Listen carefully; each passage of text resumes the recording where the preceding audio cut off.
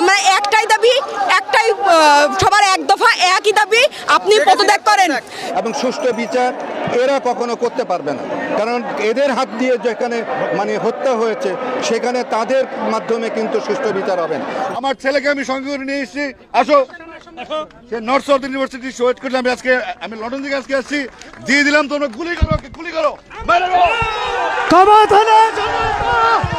শুধু দফা এক দাবি এক শেখ হাসিনার পদত্যাগ। আজকে থেকে তো পুরো দায়বদ্ধতা এই বৈষম্য বিরোধী ছাত্র আন্দোলনকে নিতে হবে, কারণ এটা বলতে পারবে না যে আমরা ইয়ে করি নাই, আমরা লাঠি সোটা নিয়ে না। দর্শক কি বলছেন, এই সহিংসতার দায়ভার বৈষম্য বিরোধী আন্দোলনকারী শিক্ষার্থীদেরই নিতে হবে। এক দফা এক দাবি, যখনই তারা এক দফা এক দাবি দিয়েছেন, এই সরকারের পদত্যাগ চেয়েছেন, তখনই তিনি বলছেন এই সহিংসতার দায়ভার বৈষম্য বিরোধী ছাত্রদেরই নিতে হবে, আন্দোলনকারীদেরই নিতে হবে।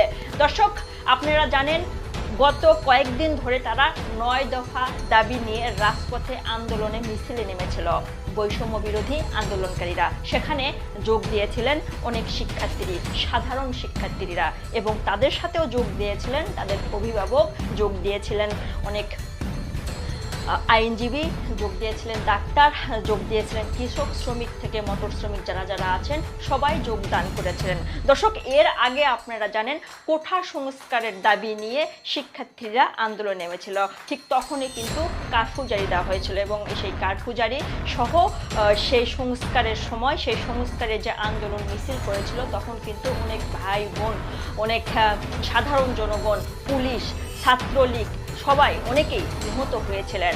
ঠিক তার পরপরই এই নিহতর ঘটনায় যারা যারা আর কি তারা বলছেন যে প্রধানমন্ত্রী শেখ হাসিনা কোঠা সংস্কার করেছেন, ঠিক আছে, কিন্তু এতগুলোর প্রাণ নিয়ে কেন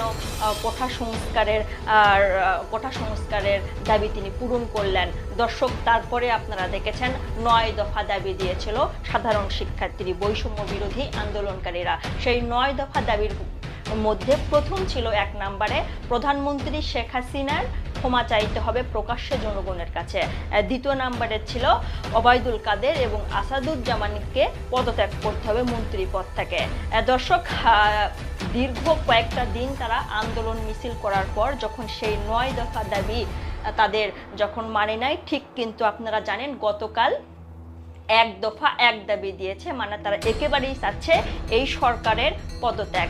ঠিক সেখানেও আপনারা দেখতে পাচ্ছেন আজ যোগ দিয়েছেন অনেক শিক্ষার্থীরা, এবং সেখানে তারা আন্দোলন মিছিল করছেন, তারা অসহযোগ আন্দোলনের ডাক দিয়েছেন আজ রবিবার থেকে। ঠিক সেই মুহূর্তে ইতিমধ্যে আপনারা বক্তব্য শুনলেন যে এই বৈষম্য বিরোধী আন্দোলনকারীরই দায়ভার নিতে হবে। দর্শক আপনারা যদি একটু লক্ষ্য করে দেখেন, কণ্ঠশিল্পী আসিফ মাহমুদ তার ছেলেকে নিয়ে এসেছে এবং নিজের ছেলেকে সামনে দিচ্ছে, পুলিশকে বলছে যে তোমরা গুলি চালাও, আমার ছেলের বুকে গুলি চালাও, ঠিক কিন্তু তিনি এভাবে বলছেন। এবং সেখানে কিন্তু অনেক শিল্পীরা যোগ দিয়েছেন, অনেক আইনজীবীরা যোগ দিয়েছেন, ডাক্তার, কৃষক, শ্রমিক, সেই শিক্ষার্থীদের সাথে।